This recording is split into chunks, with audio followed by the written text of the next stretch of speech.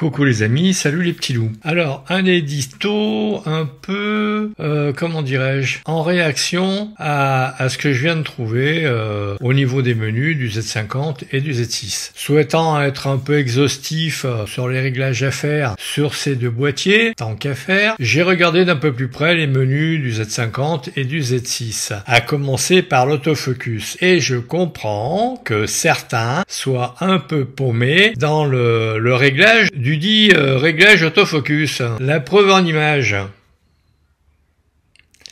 Alors, j'ai pas compté, mais il y a quatre tableaux pour le réglage de l'autofocus. Alors, nous verrons cela au moment voulu, parce que j'ai pas envie d'en parler avant. Il faut que je me documente un petit peu quant aux différences, qui ne sautent pas aux yeux d'ailleurs. Alors, pourquoi autant de réglages pour une seule fonction? Sur le Z8, me semble-t-il, nous avons véhicule, oiseau, avion. Alors, je vais vous faire une réflexion qui va peut-être paraître naïve, mais ne peut-on pas assimiler un oiseau à un avion, ou un avion à un oiseau, plus exactement? Bon, sachant que le vol d'un avion, c'est beaucoup plus rectiligne que celui d'un oiseau. Donc, si l'autofocus du Nikon Z8 arrive à suivre un oiseau, a fortiori, il devrait pouvoir suivre un avion. Alors pourquoi autant de différenciation au niveau des réglages à faire? Complexifier les menus semble être le mot d'ordre.